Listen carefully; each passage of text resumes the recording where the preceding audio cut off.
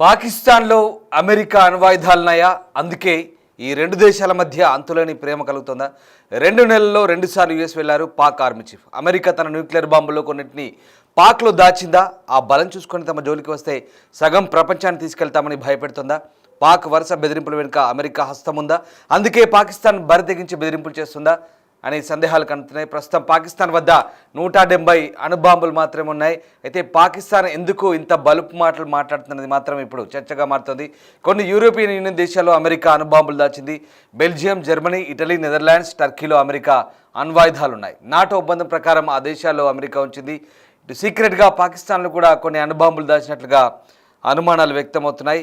ఈ నేపథ్యంలో ఒకసారిగా పాకిస్తాన్ అందుకే బరితెగించి బెదిరింపులు చేస్తుందనే అనుమానాలు కూడా వస్తున్నాయి. ప్రస్తుతం పాకిస్తాన్ వద్ద 170 అణుబాంబులు మాత్రమే ఉన్నాయి. అవి కూడా అంత శక్తివంతమైనవి కూడా కాదంటూ నిపుణులు చెప్తున్నారు.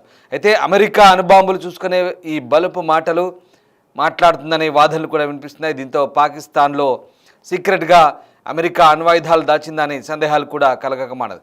ఎందుకంటే వరుసగా అమెరికా పర్యటన తర్వాత అటు పాకిస్తాన్ ఆర్మీ చీఫ్ అసిమ్ మునీర్ ఫ్లోరిడాలోని టాంపాలో భారత్పై చేసిన వ్యాఖ్యలు, అవసరమైతే సింధు జలాలు వదలకపోతే భారత్ను మట్టి కరిపిస్తామనో లేదా సగం ప్రపంచాన్ని తమతో తీసుకెళ్తామనో బరితెగింపు మాటలు మాట్లాడడం, అణ్వాయుధాలతో దాడి చేస్తామని, లేదంటే భారత్ ఆనకట్ట గనుక కడితే మిసైల్తో లేపేస్తామంటూ చేస్తున్న వార్నింగ్స్ ఒక ఎత్తైతే, మరోవైపు భుట్టో జలావల్ భుట్టో మాట్లాడిన మాటలు, ముఖ్యంగా పాకిస్తాన్ మాజీ విదేశాంగ మంత్రి భుట్టో మాట్లాడిన మాటలు మొన్న, అలాగే తాజాగా ఇటు పాకిస్తాన్ ప్రధాని షెహబాజ్ షరీఫ్ చేసిన వ్యాఖ్యలు, అతను కూడా అవసరమైతే అణ్వాయుధానికి దాడులతో సిద్ధంగా ఉన్నామంటూ ప్రకటించడం, ఒక్క చుక్క కూడా వదులుకోము, ఖచ్చితంగా శత్రు దేశాన్ని ఎట్టి పరిస్థితుల్లోనూ వదిలిపెట్టమంటూ భారత్పై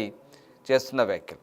ఈ మొత్తం మాటలు చూస్తే కనుక పాకిస్తాన్ ఎందుకు ఇంత ధైర్యంగా మాట్లాడుతుందనేది ఒక వాదన. ప్రధానంగా అమెరికా అండ చూసుకునే పాకిస్తాన్ ఇలాంటి విర్రవీగుడు మాటలు మాట్లాడుతుందని మొదటి నుంచి కూడా విశ్లేషకులు వాదిస్తున్న వాదన. ఎందుకంటే పాకిస్తాన్ దగ్గర కేవలం 170 అణ్వాయుధాలు మాత్రమే ఉన్నాయి, కానీ సగం ప్రపంచాన్ని నాశనం చేసే శక్తి దానికి లేదు.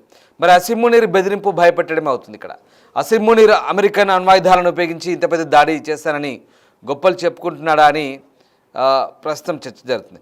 అమెరికా అణ్వాయుధాలు పాకిస్తాన్లో నిల్వ ఉన్నాయా లేదా అసలు ఏం జరుగుతుంది అంటే, కొన్ని నాటో దేశాల్లో మాత్రమే అమెరికా ఒప్పందం ప్రకారం తమ అణ్వాయుధాలను దాచిందని నిల్వ ఉంచింది. కానీ పాకిస్తాన్తో అలాంటి రిలేషన్స్ ఏవి ఇప్పటివరకు లేవని బాహాటంగా చెప్తున్న పరిస్థితి. కానీ ఇప్పుడు పాకిస్తాన్ పాలకులు కానీ ఆర్మీ నేత కానీ చేస్తున్నటువంటి ప్రకటనలు దానికి ఆజ్యం పోస్తున్నాయి. సీక్రెట్గా పాకిస్తాన్లో అమెరికా అణ్వాయుధాలను, న్యూక్లియర్ వార్ హెడ్స్ని దాచిందని అనుమానాలు కూడా తలెత్తున్నాయి. ఎందుకంటే సైన్యాధిపతి అసిమ్ మునీర్ భారతదేశానికి పెద్ద అణ్వాయుధ బెదిరింపు చేస్తున్న నేపథ్యంలో భవిష్యత్తులో పాకిస్తాన్కి ఏదైనా ముప్పు ఎదురైతే అది తన అణ్వాయుధాలతో సగం ప్రపంచాన్ని నాశనం చేస్తుందని, దాని దాడి భారతదేశానికి మాత్రమే పరిమితం కాదంటూ ఆ హెచ్చరిక సారాంశం. సో అమెరికా బలం ఆధారంగా మునీర్ ఈ వాదన చేస్తున్నాడా? అమెరికా అణ్వాయుధాలు పాకిస్తాన్లో ఉంచబడ్డాయా? దాని ఆధారంగానే మునీర్ అణ్వాయుధ దాడి చేశానని చెప్తున్నారా? సో ఎందుకనేది ఇప్పుడు ఈ సందేహం కలగకమానదు. ఎందుకంటే అంతర్జాతీయ నిపుణులు ఇస్తున్నటువంటి నివేదికల ప్రకారం 2025 నాటికి పాకిస్తాన్ దగ్గర దాదాపు 170 అణ్వాయుధాలు ఉంటాయని అంచనా. ఆ సంఖ్యను ఆయుధ నియంత్రణ సంఘం లేదా ఆయుధ నియంత్రణ వ్యాప్తి నిరోధక కేంద్రం అణ్వాయుధాలను నిర్మూలించడానికి అంతర్జాతీయ ప్రచారం వంటి అనేక సంస్థలు ధృవీకరించాయి. Stockholm International Peace Research Institute నివేదికలు కూడా 120 ఆయుధాలు ఉన్నాయని చెప్తున్నప్పటికీ చాలా అంచనాలు 170గా చెప్తున్నారు. పాకిస్తాన్ దగ్గర అంతకు మించి ఇంకా ఆయుధాలను తయారు చేయాలంటే కనుక పాకిస్తాన్ ఆర్థిక పరిస్థితి కూడా ప్రస్తుతం అంతంత మాత్రమే ఉంది. పాకిస్తాన్ వద్ద 170 ఉన్నాయి, ఇది భారతదేశం దగ్గర ఉంది, భారత్ దగ్గర 180 ఉన్నాయి. కానీ ప్రపంచ స్థాయిలో ఈ సంఖ్య చాలా తక్కువ. ప్రస్తుత వేగంతో అభివృద్ధి కొనసాగితే 2025 నాటికి సంఖ్య 200కు చేరుకోవచ్చని నిపుణులు అంటున్నారు. సో పాకిస్తాన్లో అమెరికా అణ్వాయుధాలు ఎలాంటివి లేవు. ఆయుధ నియంత్రణ సంఘం ప్రకారం పాకిస్తాన్లో అమెరికాకు సంబంధించిన అణ్వాయుధాలు లేవని చెప్తున్నారు. అమెరికా తన అణ్వాయుధాలను కొన్ని యూరోపియన్ దేశాలు, ప్రధానంగా Belgium, Germany, Italy, Netherlands, Turkey, ఇంకా కొన్ని దేశాలు, ఈ ప్రాంతాల్లో నాటో ఒప్పందం ప్రకారం ఒప్పందం ప్రకారమే అక్కడ దాచిపెట్టాయి. సో అమెరికా నియంత్రణలో అవి ఉంటాయి. అవసరమైతే ఆతిథ్య దేశం సైన్యం వాటిని ఉపయోగించుకునే వెసులుబాటును కూడా అమెరికా కల్పించింది. మరి పాకిస్తాన్ ఏ రకంగా ఇట్లాంటి ఊకదంపుడు బెదిరింపులకు పాల్పడుతుంది అనేది ఇప్పుడు $1 మిలియన్ ప్రశ్న.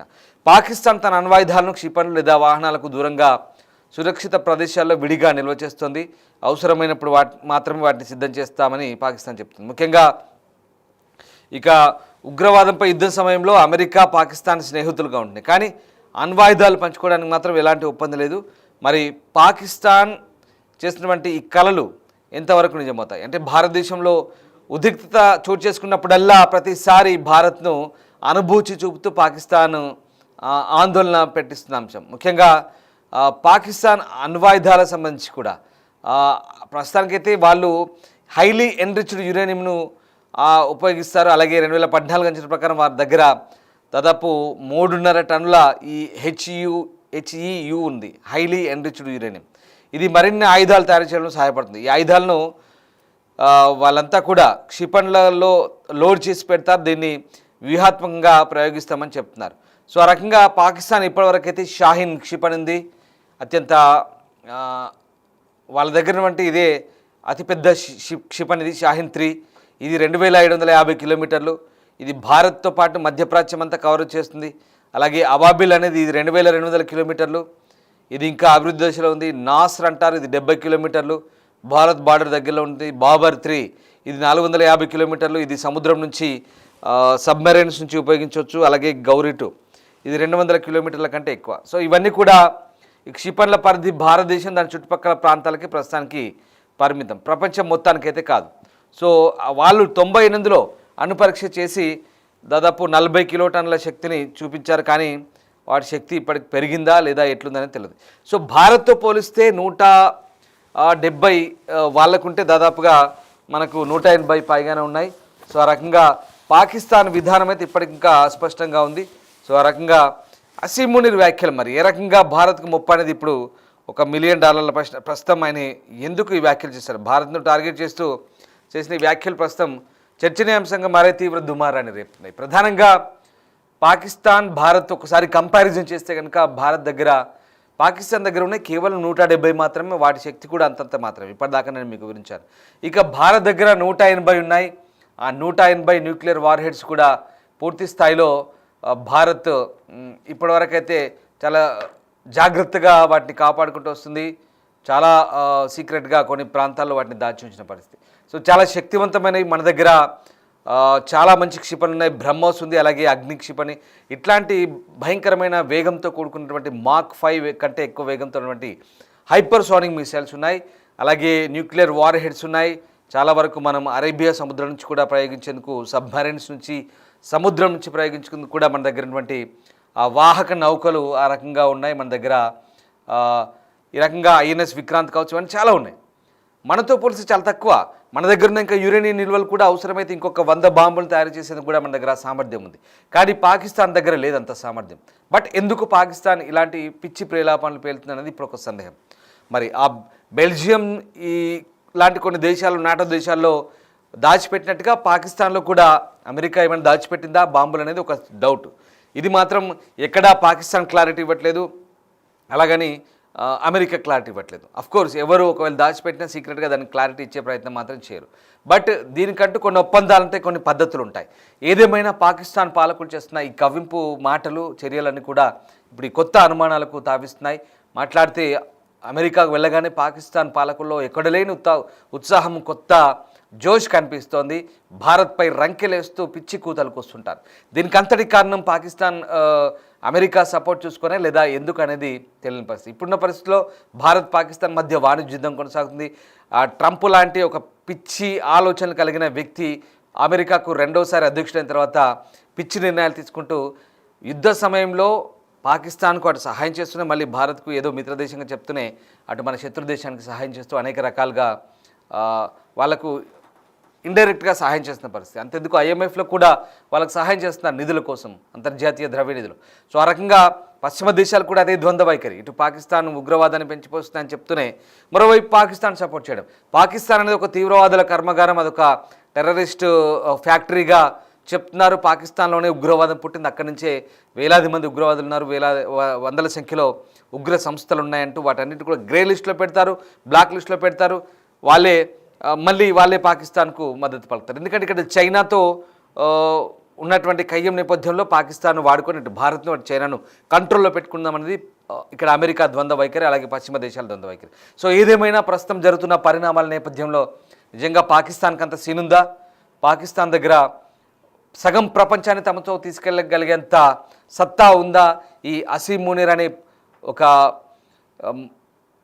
ఇలాంటి ఉగ్రవాదిగా మారినటువంటి ఒక మాట, అసలు ఆయన సైన్యాధిపతి కాదు, ఒక ఉగ్రవాది మాదిరిగా మాట్లాడుతున్న మాటలు, అసీం మునీర్ లాంటి ఒక పిచ్చి కుక్క మాదిరి మాట్లాడుతున్న మాటలుగా మనకు చాలా క్లియర్గా అర్థమవుతున్నాయి. ఎందుకంటే ఆ పిచ్చి కుక్క ఎప్పుడు ఎవరిని కరుస్తుందో తెలియదు కాబట్టి ఇలాంటి మాటలతో భారత్ కూడా చాలా జాగ్రత్తగా వ్యవహరించాల్సిన సందర్భం అయితే ఇప్పుడు మనకు కనబడుతోంది.